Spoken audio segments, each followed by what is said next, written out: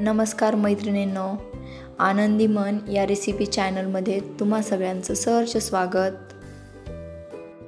आज आपण नाश्त्यासाठी पोह्यांची रेसिपी पाहणार आहोत। चला तर मग व्हिडिओला सुरुवात करूया। यासाठी पोहे प्रथम चाळणीत काढून घेतलेले आहेत व ते छान चाळून घेऊयात, म्हणजे त्यातील बारीक भुगा निघून जाईल। पोहे चाळून झाल्यानंतर एका भांड्यात काढून घेतलेले आहेत व त्यात पाणी घालून स्वच्छ धुवून घ्यायचे आहेत। वरील प्रमाणे बघा, मी हाताने पोहे स्वच्छ धुवून घेतलेले आहेत आणि हे पोहे आता आपल्याला एका चाळणीत काढून घ्यायचे आहेत, म्हणजे त्यातील पाणी पूर्णपणे निचरून जाईल व पोहे थोडे कोरडे पडतील आणि मोकळे होतील। आता गॅसवर कढई ठेवून त्यात 2 पळ्या तेल घालून घ्या गरम होण्यासाठी व शेंगदाणे तळण्यासाठी टाका। कमी गॅसवर मस्त शेंगदाणे थोडेसे लालसर होईपर्यंत तळून घ्या व पोह्यांमध्ये काढून घ्या। आता इथे मी बटाट्याच्या बारीक फोडी करून पाण्यात ठेवलेल्या होत्या, त्या सुद्धा आपण तळून घेणार आहोत।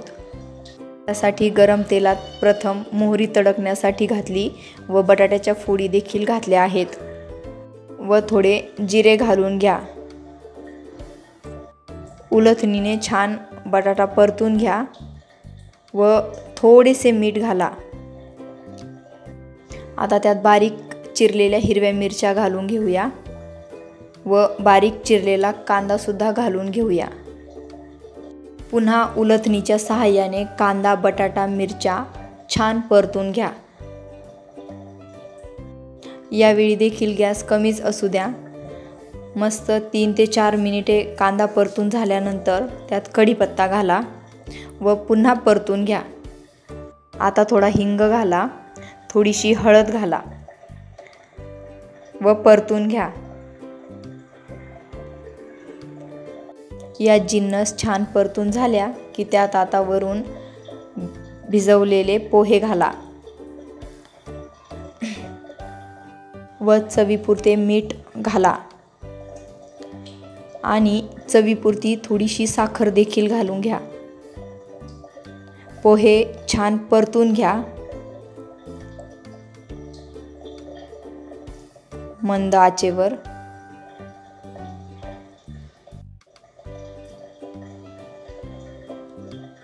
एक 2 मिनिटे परतून घेतल्यानंतर त्यात वरून थोडेसे लिंबू रस पिळा व पुन्हा एकदा परतून घ्या, म्हणजे लिंबाचा रस सगळ्या पोह्यांमध्ये मिक्स होईल। वरून थोडीशी बारीक चिरलेली कोथिंबीर घाला आणि गॅस बंद करून टाका। आपले नाश्त्यासाठी खायचे पोहे तयार आहेत। मस्त त्यावर खोबऱ्याचा किस आवडत असेल तर घालून घ्या। आपले पोहे तयार आहेत। व्हिडिओ आवडली तर लाईक, शेअर, सबस्क्राईब जरूर करा। धन्यवाद।